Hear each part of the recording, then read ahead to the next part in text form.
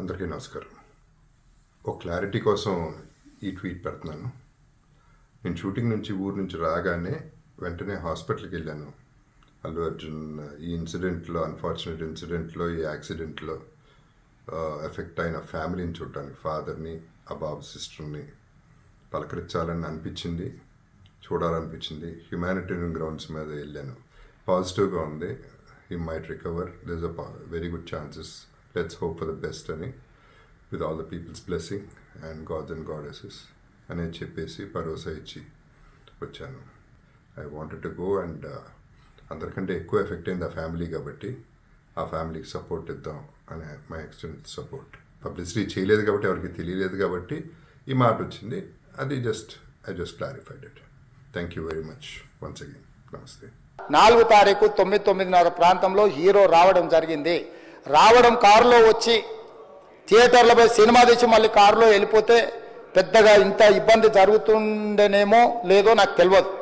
కానీ ఎక్సోడ్ చౌరస్తా కంటే ముందు నుంచే కారులో రూఫ్ టాప్ ఓపెన్ చేసి రోడ్ షో చేసుకుంటే థియేటర్లకు పోవడంతో ఆ చుట్టుముట్టుతున్న 7-8 థియేటర్లలో ఉన్న సినిమా అభిమానులు మొత్తం ఇక్కడికే రావడంతో వేలాది మంది జమ అయ్యారు. ఆ గేట్ ఒక్కసారి హీరో కారు లోపలికి పంపించడానికి ఆ ఉన్న గేటు తెరవడంతో వేలాది మంది ఒక్కటేసారి ఉప్పెనలాకి వచ్చారు.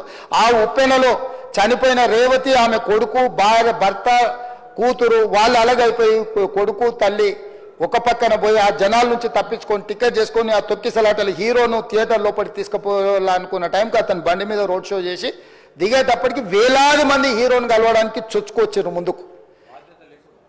అసలు అంటే ఈ రకమైన వాతావరణంలో అతన్ని లోపలికి తీసుకువెళ్లాల్సిన సందర్భంలో అతను ప్రైవేట్ సెక్యూరిటీ, ఇవాళ మనం ఫంక్షన్లలో బౌన్సర్లు అని మనం చూస్తూ ఉన్నాం. 50-60 మంది సరిగ్గా లెక్క తెలియదు, 50-60 అని అంటున్నారు, నెంబర్ 4 ఎక్కువ తక్కువ.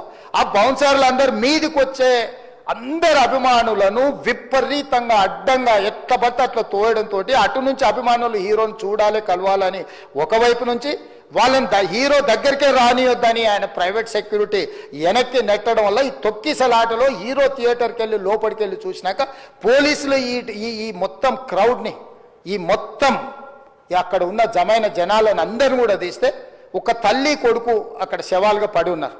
ఆ తల్లి అంత తొక్కిసలాటలు కూడా నేను ఆ వీడియో చూసిన ఆ తల్లి లోపలికి వచ్చినప్పుడు కొడుకు చేయి పట్టుకొని ఎంత జాగ్రత్తగా కొడుకుని తీసుకొని వస్తుందో తల్లి ప్రేమ ఎట్లుంటుందో అక్కడ నాకు చూసి నాకు అర్థమైంది. ఆ శవాలుగా మారిన తల్లి కొడుకు చెయ్యి ఇడవలే అధ్యక్ష, అట్లే చెయ్యి బిగ్గర పట్టుకొని పోలీసు వెళ్ళి చూస్తే ఆ తల్లి, ఆ పిల్లగాడు, ఆ తల్లి ఆ చెయ్యి వదలకుంటే కన్నబిడ్డను పట్టుకుని తల్లి చచ్చిపోయింది అధ్యక్ష. అట్లాంటి సిచ్యువేషన్లో పోలీసులు తల్లిని కొడుకుని హాస్పిటల్కి అక్కడ ఫస్ట్ ఎయిడ్ ట్రీట్మెంట్ చేసిండ్రు. పోలీసులు ఏం డాక్టర్లు కాదు, హుటాహుటిన తరలించిండ్రు. హాస్పిటల్కి వెళ్ళిన తర్వాత తల్లి చచ్చిపోయింది, పిల్లోడు కోమాలు ఉండు. ఆల్మోస్ట్ పోలీసులు పిల్లవాడు కూడా చచ్చిపోయింది అనుకున్నారు. బ్రెయిన్ డెడ్ అయింది, ఆక్సిజన్ అందక ఆ అబ్బాయికి. సో ఆ సిచ్యువేషన్లో వెనక్కి పోలీసులు వచ్చి హీరో గారికి విషయాన్ని తెలియజేసి హీరో గారు వెళ్ళిపోతే, హీరో ఎందుకు వెళ్ళిపోవాలనుకుంటారు పోలీసులు అంటే ఇంకా వేలాది మంది అభిమానులు అక్కడనే ఉన్నారు. హీరో గారు థియేటర్లో కూర్చొని ఉండడం వల్ల, సినీ ప్రముఖులు ఉండడం వల్ల ఈ బయట జమైన వేలాది మంది అభిమానులు అక్కడి నుంచి పోకుండా అక్కడనే ఉండడంగా థియేటర్ లోపల కూడా బాల్కనీలో, టాప్ బాల్కనీలో హీరో కూర్చుంటే కింది నుంచి పై వరకు వెనక్కి తొక్కుట పైకెక్కి హీరో చేతులు కలపాలని కోతులు ఎగబడ్డట్టు, కోట మీదకి కోతులు ఎగబడ్డట్టు ఉల్టా పైకి తొక్కిసలాట జరిగింది అధ్యక్ష. థియేటర్ వాళ్ళు పోలీసులను హీరో దగ్గరికి వెళ్ళి చెప్పడానికి కూడా అనుమతి ఇవ్వకుండా థియేటర్ వాళ్ళు పోలీసులను బ్లాక్ చేశారు అధ్యక్ష. ఎప్పుడైతే హాస్పిటల్లో తల్లి చచ్చిపోయిన పిల్లగాడు కూడా ఆల్మోస్ట్ చావు నోట్లో ఉన్నాడు అని తెలిసి పోలీసులు వచ్చి ఏసీపీ వెళ్ళి చెప్పడానికి పోతే థియేటర్ సిబ్బంది లేదు హీరో దగ్గరికి వెళ్ళడానికే వీళ్ళదని చాలాసేపు పోలీసులను కూడా హీరో దగ్గరికి పోనీయలేదు అధ్యక్ష, వాళ్ళ ప్రైవేట్ వీళ్ళు. చివరికి ఏసీపీ కోపం వచ్చేసి మిమ్మల్ని అందరిని తీసి లోపల వేయాల్సి వస్తుందని చెప్పిపోయి హీరోకు ఏసీపీ క్లియర్గా ఇద్దరు చనిపోయినరు, మీరు ఇక్కడ కూర్చుంటే థియేటర్లోనగా థియేటర్ బయట ఉన్న వేలాది మంది ఈ సినీ అభిమానులను మేము కంట్రోల్ చేయలేకపోతున్నాం, ల్యాండ్ ఆర్డరు, శాంతి భద్రతలు చేయి దాటిపోయినాయి, మేము లాఠీ చార్జ్ చేయాల్సిన పరిస్థితి ఉంది, మీరు దయచేసి వెళ్ళిపోండి, వచ్చిండ్రు చూసిన కదా వెళ్ళిపోండి అంటే, లేదు నేను సినిమా అయిపోయే వరకు ఇట్లే కూర్చుంటానని పోలీసులతో చెప్పిండని సిటీ కమిషనర్ నాకు చెప్పడం జరిగింది అధ్యక్ష. అదేవిధంగా ఇంకా కంట్రోల్ కాకపోవడంతో అప్పుడు డీసీపీ పై అధికారి రంగంలో దిగి వాళ్ళ అందరినీ లోపట వాళ్ళు ఎంబడున్న అడ్డుకుంటున్న వాళ్ళను పోలీసులతో జరిపించి చక్కగా డీసీపీ పోయి హీరో గారికి బయట చనిపోయినరు, పరిస్థితి చాలా గందరగోళంగా ఉన్నది. మీరు ఇక్కడ నుంచి కదలాల్సిందే, లేకపోతే మిమ్మల్ని పోలీస్ స్టేషన్కు తీసుకెళ్లాల్సిన పరిస్థితి వస్తుంది.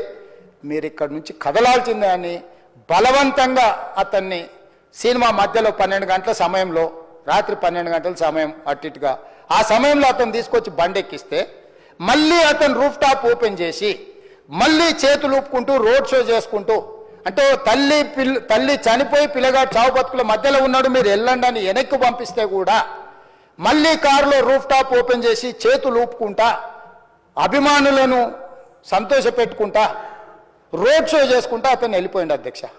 పోలీసులు కేసు చేసిరు. కేసు మీద థియేటర్కి సంబంధించిన కొంతమందిని అరెస్టు చేసిరు.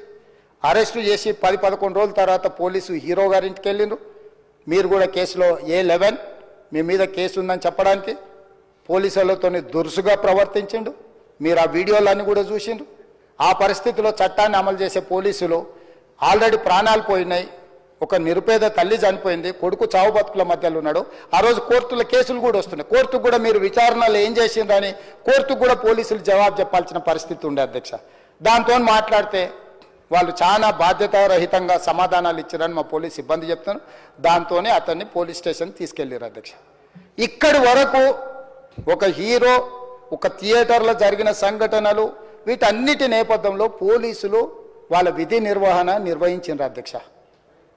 ఎప్పుడైతే అతను పోలీస్ స్టేషన్కు తీసుకెళ్ళిరో కొన్ని రాజకీయ పార్టీలు పైశాచికంగా ఎంత నీచంగా నన్ను తిట్టుకుంటా పోస్టులు పెట్టినరంటే, అంటే तेलंगाना समाजंलो मलकपेट बलाला साहब के कॉन्स्टिट्यूंसी के वोटर है उन लोग, मलकपेट के छोटे नौकरी, उसका नौकरी अकबर साहब वो 30,000 नौकरी करता है, उसके परिवार में कोई कमाई नहीं है, एक एक टिकट 3,000 रुपए में खरीदा, वो बच्चा उनका फैन है बोल के उनके परिवार 12,000 रुपए रखकर 4 टिकट खरीद के पिक्चर को गए।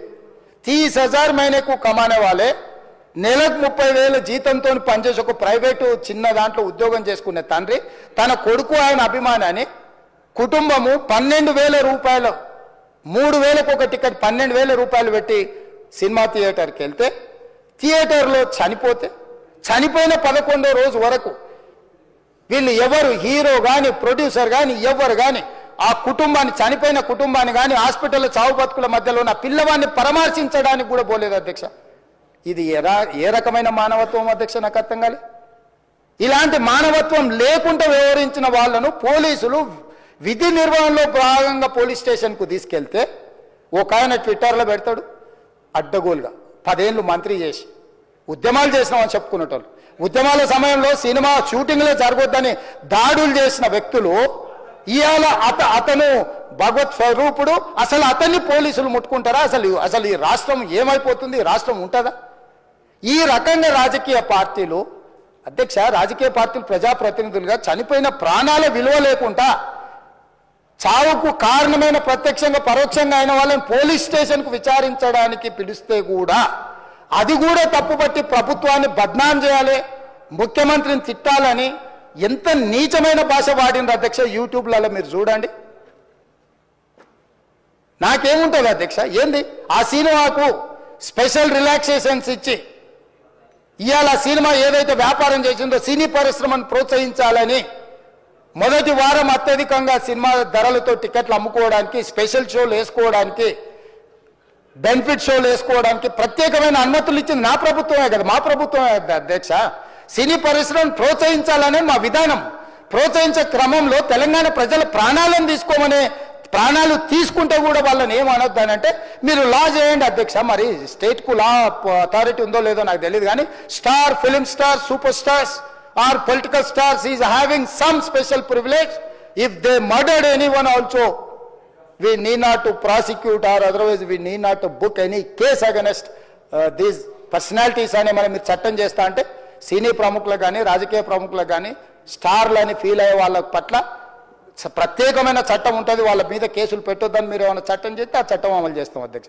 ఈ రోజున్న డాక్టర్ బాబాసాహెబ్ అంబేద్కర్ ఇచ్చిన చట్టం ప్రకారము దీనికి కారణమైన వాళ్ళను ప్రత్యక్షంగా పరోక్షంగా కారణమైన వాళ్ళందరి మీద కేసులు కట్టి పోలీసులు విచారణ చేయాల్సిందే, బాధితులను శిక్షించాల్సిందే అధ్యక్ష। సో ఈ రోజు ఆ కుటుంబాన్ని ఆదుకోవడానికి ఈ రోజు కూడా ఆర్థికపరమైన విషయాల్లో కానీ దీంట్లో కానీ వాళ్ళు ఎవరు పెద్దగా ఆసక్తి, కనీసం సినిమా వాళ్ళు ఒక్క రోజు అతను పొయ్యి వస్తే సినీ ప్రముఖులందరూ అతని ఇంటికి వెళ్ళి అతనికి మొత్తం ఏదో కాళ్ళు చేతులు యాక్సిడెంట్లో పోయినట్టు కన్నీళ్లు గారుస్తారు. ఈ సినీ ప్రముఖులు ఒక్కరైనా హాస్పిటల్ పోయినరా అధ్యక్ష?